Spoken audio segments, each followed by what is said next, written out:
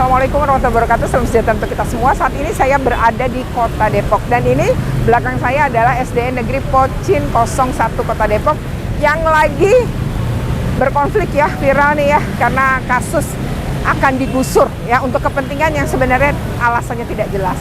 Nah, seperti apa? Ikuti terus dalam diskusi publik ya dalam video ini. Jangan lupa untuk di like, share, komen, dan subscribe. Bagi yang belum subscribe, segera subscribe untuk terus terupdate dengan video-video pendidikan dan anak.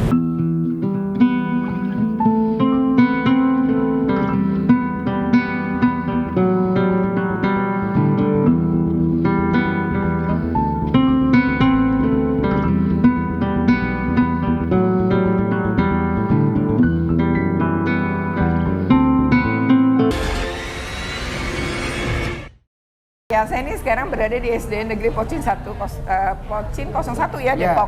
Dan ini ada orang Depok, tapi dia juga sejarawan dan budayawan. Nah, lama nih nggak ketemu. Ketemulah kita di sini. Nah, ini apa sih pendapatnya dengan ini nih, peristiwa ini? Ya, sebenarnya peristiwa ini peristiwa yang menurut saya melambangkan Kota Depok itu sekarang atau hari ini muncul dengan wajah yang sangat tidak berbudaya. Nah, kenapa tidak berbudaya? Okay.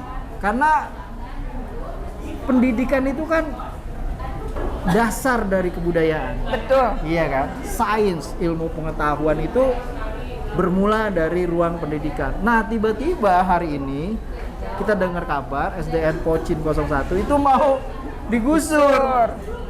Itu gimana kita mau bilang Kota Depok kota yang berbudaya ya kalau dia tidak punya penghormatan dan bahkan melakukan tindakan vandalisme terhadap institusi pendidikan yang menjadi dasar sebuah kota dianggap berbudaya atau tidak. Ya kan? Dan cilakanya lagi yang mau digusur juga sekolahan yang umurnya lebih 50 tahun dan berada di garis paling depan Kota Depok. Jadi ini wajahnya Kota Depok, bayangin. Ini ya. Iya, ini kan kampung pertama apabila kita masuk Kota Depok. Maka tadi artefak tadi ya? Iya. Dan bayangin begitu kita masuk Kota Depok, kita lihat hari ini Kota Depok menampilkan diri sebagai kota yang tidak beradab karena dia menggusur institusi pendidikan, dan institusi pendidikan yang mau digusur adalah institusi pendidikan yang ada di wilayah paling depan Depok dan paling tua di sini. Institusi pendidikan. Jadi dosanya double. Kewenangannya double karena itu buat saya apa yang dilakukan oleh pemerintah Depok itu menggambarkan sekali lagi bukan hanya kota itu tidak berbudaya, tapi juga membuktikan semua kebohongan dari yang selama ini dinyatakan oleh pemerintah Kota Depok. Misalnya Depok mengatakan kota layak anak. Oke. Nyatanya mengabaikan anak. Nah, nyatanya mengabaikan mengabaikan hal paling mendasar yang dibutuhkan oleh anak yang namanya pendidikan. Bagaimana kita bisa mengatakan anak hidupnya layak kalau yang paling dasar yang dari pendidikan nggak dipenuhi. Di Depok itu persoalan paling besar justru ketika mereka berkali-kali mendapat penghargaan sebagai kota layak anak. Tetapi kalau kita lihat di belakangnya itu penopang utama dan terbesar dari nasib seorang anak yang namanya institusi pendidikan dasar, menengah sampai atas itu paling buruk di Kota Depok. Paling buruk ya? Paling buruk di Kota Depok. Kalau kita buka dengan mudah Google mencari sekolah dasar di Depok atau sekolah menengah, kita akan mendapat begitu banyak berita. Misalnya sekolah yang tidak pernah mendapatkan perawatan atau renovasi, sekolah yang kondisinya buruk kemudian di merger. Setiap tahun anak harus berjibaku bersama orang tua untuk mendapatkan sekolah negeri terutama. Jadi menurut saya itu menggambarkan Kota Depok kota yang segala macam yang dikatakannya itu bertolak belakang sebenarnya. Nggak sesuai. Tidak gitu ya, sesuai. Dan kalau identifikasi dengan Islam, menurut sejarah, Islam itu justru agama yang memuliakan pendidikan. Iya. Iya kan? Betul. Masa kejayaan terbesar dari Islam Itu adalah masa di mana institusi pendidikan itu sangat dihargai dan melahirkan tokoh-tokoh saintis besar. Ya kan? Ini Mas Ikra teman lama, tapi sudah jadi anggota DPRD Kota Depok yang juga punya perhatian terhadap kasus atau konflik SD Negeri Pocin 1, dan beliau dari fraksi PDI Perjuangan. Oke ya, nah kita akan ngobrol dikit nih. Apa sih sebagai dewan ya yang ngurusin pendidikan nih? Ya, betul kan ya? Nah itu gimana nih tanggapannya? Ini kan setelah kita diskusi ini ya. Yang terpenting ini substansinya ini ya, soal bagaimana kekuasaan dalam ini pemerintah kota itu bukan cuma sekedar mengurus pendidikan, tapi bersikap dalam satu situasi konflik seperti ini. Sebetulnya itu yang penting sekali gitu. Ya, karena di dalam soal aset ini, penggunaan aset itu harus berlaku prinsip kedaulatan rakyat, dari rakyat oleh rakyat untuk rakyat. Oke. Cek di seluruh dari mulai undang-undang, dari mulai konstitusi kita sampai undang-undang sampai keturunannya, itu berlaku prinsip demokrasi tadi, dari rakyat oleh rakyat untuk rakyat. Makanya ya, tidak ada aset milik Pemkot, tapi aset milik daerah, aset milik negara. Gitu ya kan? Betul. Gitu loh. Nah, karena lalu digunakan kepentingan rakyat. Iya, yang dimandatkan kepada, diberikan hak pengelolaan, ya kan? Diberikan kewenangan untuk pengelola dan seterusnya, ya, secara konstitusional oleh rakyat Indonesia. Kira-kira gitulah harus ininya, prinsipnya. Maka kalau ada kasus seperti ini, ya, lepas nanti kita belum ngomongin soal tepat nggak kebijakannya gitu ya. Belum ngomongin itu. Dari soal bagaimana pemerintah kota merespon kan? Aja ya. Ini kan persoalan. Itu sebetulnya yang membuat saya merasa terpanggil, saya harus ada di sini gitu. Gitu. Karena ini menghadapi kekuasaan, saya representasi dari warga gitu. Walaupun ini bukan dapil saya. Bukan dapilnya loh ternyata. Jadi artinya bukan karena untuk ambil suara. Oh, enggak ada yang milih saya di satu pun. Ada di sini, oke. Iya, gitu. Tapi tadi itu ya, bahwa pemerintah kota ini harus, ini anggaran dari awal saya udah bilang, ini anggaran 2023, masih banyak waktu pemerintah kota ngajak makan siang.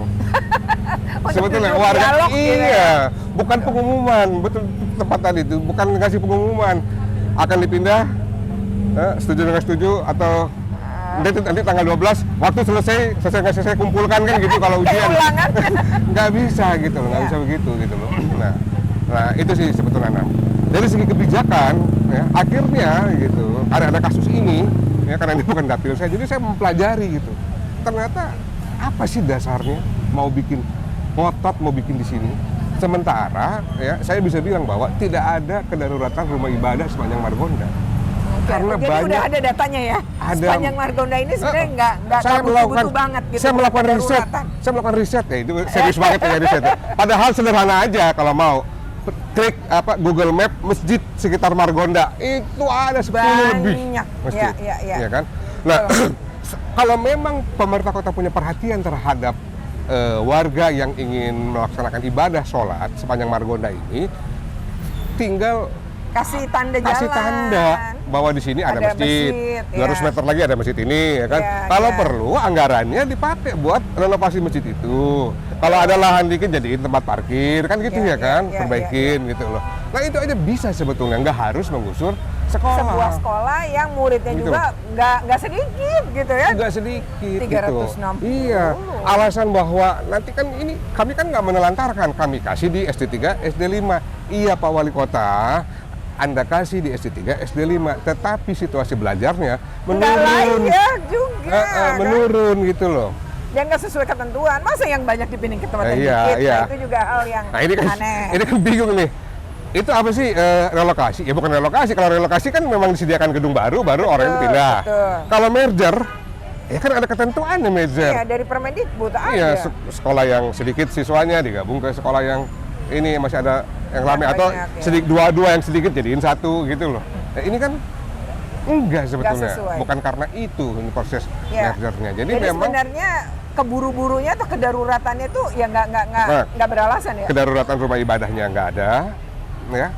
Lalu kemudian juga kok tega-teganya sekolah. Kalau mungkin ini yang lain nggak apa-apa, karena gini, sekolah, ya, pendidikan di dalam urusan pemerintahan daerah menurut undang-undang pemerintahan daerah adalah urusan wajib. Ya betul, urusan wajib. Kan? Pak, tadi kan ada ya beberapa orang tua mengatakan akhirnya hak tadi ya dapat soal, kemudian akhirnya ujian dengan cara daring itu diberikan, kan awalnya enggak tuh. Iya, betul. Ya akan terjadi pengabaian. Nah, kemudian ya memang kami juga bersurat ya rekomendasi kepada pihak dinas setelah pertemuan itu, KPAI sudah melakukan itu, dan memang kami ya betul-betul ini harus dilayani gitu meskipun kalian berkonflik gitu. Tapi hak anak tetap nggak bisa diabaikan, itu pelanggaran betul nih kalau sampai diabaikan. Nah tapi akhirnya dapat ya itu gimana? Iya, sebetulnya itu kita dapat dari waktu kita diundang sosialisasi tanggal 30 November 2022 kemarin ke Balai Kota. Di situ kita utarakan aspirasi orang tua murid sebagian, meskipun tidak direspon. Tapi begitu setelah istirahat sholat asar, Sekda Depok Bapak Supian Suri tiba-tiba memutuskan yang 3 hal itu, langsung memutuskan kalau salah satunya adalah pada saat PAS diadakan guru secara fisik di sini, mengawasi dan memberi soal. Tadinya itu belum terjadi. Itu juga atas permintaan kami waktu mengajukan aspirasi di Balai Kota tanggal 30 November itu. Jadi dari sekian aspirasi yang dicurhatkan, 1 ditarik. Apa tuh? Yaitu tadi menghadirkan guru secara fisik, tapi yang hanya untuk tadi, PAS. Yang lain yang lain yang mulai dari seperti yang kita tuntut untuk batal relokasi. Kalaupun kita mau direlokasi ke satu gedung utuh, tidak dipisah, kelas 1 sampai kelas 6 dan masuk pagi. Itu no respon. Dan pertanyaan saya pribadi, sebelum sosialisasi itu berakhir, saya tanya, dasar hukumnya apa SD Pondok Cina 1 direlokasi? Itu langsung ditutup sama Pak Supian Suri, Sekda, yang saya tahu belakangan ternyata kerabat dekat wali kota Depok. Kalau keputusan sudah diambil, udah nggak bisa dianggap lagi. Pertanyaan saya yaitu, yang apa dasar hukum relokasi ini SD Pondok Cina 1? Akhirnya udah bubar aja waktu itu. Jadi diputuskan secara sepihak, kita hanya sampai tanggal 9 Desember di sini, tanggal 12 harus sudah mengosongkan sini, karena kalau ada siswa di sini akan diangkut sama Satpol PP, dan orang tua murid dianggap menduduki aset milik Pemkot. Di merger, SD tetangganya yang jumlahnya udah 600, sehingga ditambah menjadi 900 satu sekolah. Jadi dosanya double menurut saya. 1, dosanya adalah dia tidak mengurus anggaran sejarah institusi yang bisa menyimbolkan kepedulian orang Depok terhadap pendidikan. Sekolahan tertua di Pancoran, di Jalan Pemuda. Yang kedua, dia juga nggak peduli nasib anak-anak sekolahnya dan bagaimana ketika perubahan besar terjadi karena mereka harus belajar. Ya, perhatikan nggak? Kalau ini digedein, apa itu? Itu ada pena sama buku. Melambangkan bahwa kota ini dibangun, didirikan untuk kota pendidikan. Ya, nah.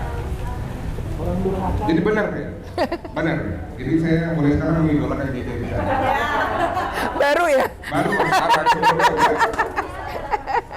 Karena dunia begitu. Oke. Saya mau mulai dengan ini ya, klaim. Ya. Ini sering salah paham ini. Termasuk pemerintah juga salah paham. Iya betul. Nah itu tadi itu di sini, ya. 1 hari, 2 hari, 3 hari nanti saya mungkin sama dengan Pak Ika, nanti kita sampaikan aja dengan dia. Kalau sebenarnya kan wali kota ini kan, apa itu harus ya. Kenapa? 1 kunci, langsung terhadap anak. 1 pertama, membuat pendidikan anak juga terganggu, ya kan? Jadi itu dulu untuk mengganjal, kita bicara. Tapi ini kan cari alam, Cagar budaya. Cagar pendidikan. Ini harus dilindungi. Ya kan mereka udah bilang pasti banyak dan tidak ada urusan masjid. Jadi yang paling penting kita bertahan. Dalam perbedaan aprobasi. Ya kita bilang aja di wali kota, sekali-sekali wali kota bilang aja yang cuma mereka sampaikan kepada wartawan, kita bisa bilang ya. Ya kalau sama